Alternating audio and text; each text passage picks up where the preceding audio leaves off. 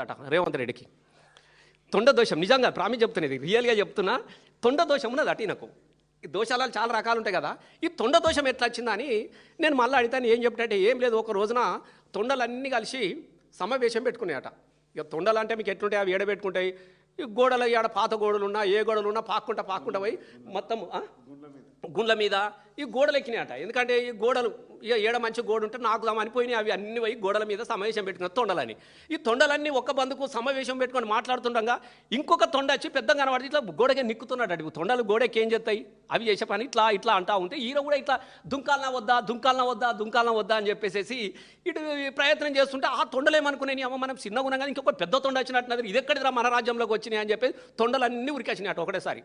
ఈ రాగానే ఈ పెద్ద తొండ ఆయన గోడ దుంకింది, ఉరుకుడు పరిగెత్తుడు మొదలుపెట్టి అవి కూడా ఎంబడి పడ్డాయి తొండలన్నీగా. ఇక ఇది ఉరకా వాళ్ళు ఉరకా అవేమనుకుంటే పెద్ద తొండని అవే అనుకుంటున్నాయి.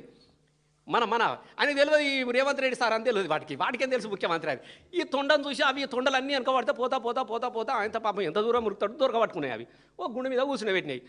ఏం సంగతి భయ్, మా ఏరియాకి వచ్చినవి ఏందా నువ్వు, మా ఏరియాకి వచ్చినవి ఏంది, మా ఏరియాకి వచ్చి మా పని చేస్తున్నావు, గోడెక్కి ఇట్లా అంటే మనోడికి అప్పుడప్పటికి అన్ని పార్టీల గోడలు దుంకినట్టు ఏ గోడ దుంకవడానికి పోయిండో ఆ రాత్రి అని అన్ని దొరకబట్టి ఏం సంగతి అనేది అని అంటే ఏం లేదు, నేను కొత్తగా ముఖ్యమంత్రి అయినా, లేదు నువ్వు మా ఏరియాకి వచ్చినావు, నేను ఇడిచి పెట్టేదే లేదు అని చెప్పి ఒకటి అంగిలో జరుగుతున్నది, ఒకటి లాగులో జరుగుతున్నది, ఒకటి జేబులో జరుగుతా అవును ఇడతలేవు తొండలు బాగా తొండలు అయిపోయాయి. ఇది దిశ వరకు ఇది జరుగుతుంది మొత్తం మీదెక్కి కూర్చున్నాయి. ఇక అరే నీ దయామావు నేను ఎట్లన్నా నాకు అజ్జయ్య కానీ నాకు కొద్దిగా నేను కొత్తగా ముఖ్యమంత్రి అయినా 4 రోజులు నాకు అవకాశం ఇవ్వాలంటే ఇస్తే మాకేంది అవకాశం అంటే ఏం లేదు, పేరుకు మాత్రమే నేనుంటా కానీ మొత్తం మీ పేరు చెప్పుకొని బతుకుతా ముఖ్యమంత్రిగా నేను మిమ్మల్ని చదవకుండా నేను ఏ సభ పెట్టా అని చెప్పినట్టు తొండలకు ఆమె